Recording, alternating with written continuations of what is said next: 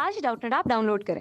Doubtnut पर अपने सभी गणित, रसायन विज्ञान, भौतिक विज्ञान और जीव विज्ञान के डाउट्स का करो सफाया। बस प्रश्न की फोटो खींचो, एक ही प्रश्न को क्रॉप करो और तुरंत वीडियो सोल्यूशन पाओ। अभी डाउनलोड करें। दिया गया प्रश्न है, अनंत लंबाई के दो सी धारावाही तार एक दूसरे से डी दूरी पर परस्पर समांतर रखे हैं तथा उनमें क्रमशः I1 तथा I2 धारा प्रवाहित होती है। किसी एक तार की प्रति एकांक लंबाई पर कार्यकारी बल है। ठीक है, दिया है I1 तथा I2 की दर्शाएं, ये दर्शाएं नहीं होगी, क्या है ये, दिशाएं हैं। ठीक है, यदि इनकी दिशाएं समान रहने पर F आकर्षण बल होगा। ठीक है, I1 तथा I2 की दिशाएं है ना, इनकी दिशाएं यदि क्या हो, विपरीत हो, विपरीत रहने पर F प्रतिकर्षण बल होगा। दोनों तार के लिए F का परिमाण समान होगा और दोनों तार के लिए F का परिमाण भिन्न होगा। तो चलिए इसे समझते हैं। सबसे पहले मान लीजिए आपके पास क्या है, दो धारावाही तार है ना, अनंत लंबाई की। कुछ इस प्रकार से ले लीजिए। ठीक है, मान लीजिए पहला वायर है, पहला तार है और एक और हम तार ले लेते हैं। ठीक है, और मान लीजिए कि ये दोनों जो है एक दूसरे से कुछ दूरी पर स्थित है। ये मान लीजिए आपका हो गया दूसरा तार। ठीक है, ये लीजिए, तो ये हो गया आपका पहला तार और ये हो गया आपका दूसरा तार। तो देखिए, आप मान लीजिए कि इस पर क्या हो रही है, एक धारा प्रवाहित हो रही है ना। प्रश्न अनुसार जैसे दिया है कि एक दूसरे से डी दूरी पर है, तो हम ले लेते हैं ये दोनों की दूरी क्या है, डी है।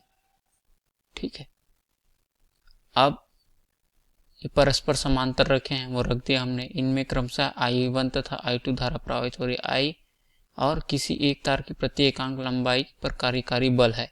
देखिए हमें क्या निकालना है, बल का मान।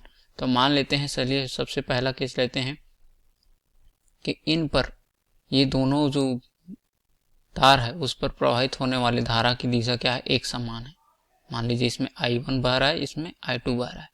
ठीक है, तब इस पर बहने वाले जो आवेश है ना, ठीक है, आवेश मतलब धनावेश तथा ऋणावेश, ये क्या होगा, समान रूप से इस प्रकार से वितरित हो जाएगा। ठीक है, इस प्रकार से वितरित हो जाएगा। और इस तार पे भी क्योंकि धारा के लिए इस तरफ है, इसलिए आवेश जो है इस प्रकार से धन ऋण में क्या हो जाएगा, वितरित हो जाएगा। तो आप देख सकते हैं कि इन दोनों तार के मध्य क्या है, विपरीत आवेश है ना, इसके बीच में। तो क्या होगा, ये ऋण आवेश जो है धनावेश की ओर क्या होती है, आकर्षित होती है। अतः जो बल की दिशा होगी वो कुछ इस प्रकार से होगी, विद्युत क्षेत्र की जो दिशा होगी E बराबर, है ना। और ये ऋण आवेश जो है इस धन आवेश पर आकर्षित होने का कोशिश करेगा, या तब दोनों ही आकर्षित होने की कोशिश करेंगे और क्षेत्र की दिशा जो है इस प्रकार हो जाएगी। ठीक है, अतः क्या होंगे, जो हमारा पहला था कि I1 तथा I2 की दिशाएं समान रहने पर F आकर्षण बल होगा, तो हाँ ये क्या होगा, दोनों आकर्षित करेंगे। अब मान लीजिए कि इन दोनों के बीच में क्या है, विपरीत धारा बह रही है। ठीक है, ये लीजिए हम यहाँ से ब्रेक करके देखते हैं। मान लीजिए ये जो है, इसमें I1 इस तरफ ऐसा बह रहा है और इसमें I2 विपरीत दिशा में बह रहा है। ठीक है, तो अब अगर मान लीजिए इसका हम विभक्त करके देखें तो ये क्या होगा, ये धन धन एक तरफ, ऋण ऋण एक तरफ रहता है। इसमें भी क्या होगा, धारा इस दिशा बह रही है, अर्थात धन धन इस तरफ और ऋण ऋण इस तरफ रहेगा, है ना। तो क्या होगा, आप देख सकते हैं दोनों के मध्य क्या है, दोनों के मध्य समान आवेश है, अतः क्या होगा यहाँ पे, प्रतिकर्षण। ठीक है, प्रतिकर्षण। अगर आप इसे मैक्सवेल के दाहिने हाथ के नियम से भी देखें तो आप अगर अपने उंगलियों से इस तार को, धारावाही तार को इस प्रकार पकड़ें कि आपका जो अंगूठा है वह क्या हो, धारा की दिशा में हो, तब इस पर जो चुंबकीय क्षेत्र की दिशा होती है वो किस तरफ होती है, आपके उंगलियों के तरफ, आपकी उंगली के मोड़ने के तरफ होती है। ठीक है, इस प्रकार से। तो क्या हो जाएगा, दिशा जो है कुछ इस प्रकार से हो जाएगा और इसका भी दिशा इस प्रकार हो जाएगा, अर्थात ये दोनों को क्या करेंगे, प्रतिकर्षित करेंगे। लेकिन इसमें क्या हो रहा है, इसमें जो है बल की दिशा इस प्रकार लगेगी, है ना, चुंबकीय बल बी की दिशा, और इसमें इस प्रकार लगेगी। तो देख सकते हैं ये इस तरफ ऐसे जा रहा है और ये इस तरफ से जा रहा है, अर्थात इन दोनों को क्या करेंगे, प्रतिकर्षण करेंगे, ठीक है ना। और यहाँ क्या हो रहा था, दोनों एक तरफ जा रहे थे, तब इन दोनों को आकर्षित कर रहे थे। तो ये भी एक तरीका है इसकी आकर्षण प्रतिकर्षण बल को दिखाने के लिए, ठीक है।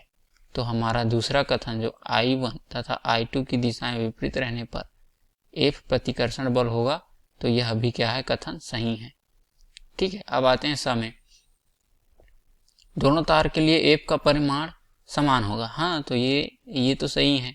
अगर दोनों तार हैं तो इन दोनों के बीच जो लगने वाला बल होगा, चाहे वो प्रतिकर्षण बल हो चाहे वो आकर्षण बल हो, ठीक है, चाहे वो आकर्षण बल F हो, ये दोनों क्या होंगे, समान होंगे, अर्थात F बराबर समान परिमाण का लगेगा, ठीक है।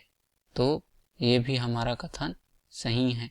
अब देखिए, दोनों तार के लिए F का परिमाण भिन्न भिन्न होगा, तो नहीं, क्योंकि इसकी जो बीच की दूरी है वो नहीं बदल रही है, इस पर प्रवाहित होने वाला धारा नहीं बदल रही है और इस पर आवेश भी नहीं बदल रहे हैं, अर्थात ये जो है भिन्न भिन्न नहीं होगा। तो हमारा उत्तर कौन कौन सा हुआ, हमारा उत्तर हो जाएगा यहाँ पे कथन आ ब व सा क्या है, सत्य है, ठीक है, इस प्रकार से। तो ये हमारा उत्तर हो जाएगा। धन्यवाद। कक्षा 6वीं से 12वीं से लेकर नीट, IIT, JEE वो एडवांस के लेवल तक 1 करोड़ से ज्यादा छात्रों का भरोसा। आज ही डाउनलोड करें डाउटनेट ऐप या व्हाट्सएप करें अपने सारे डाउट्स 8400 400 400 पर।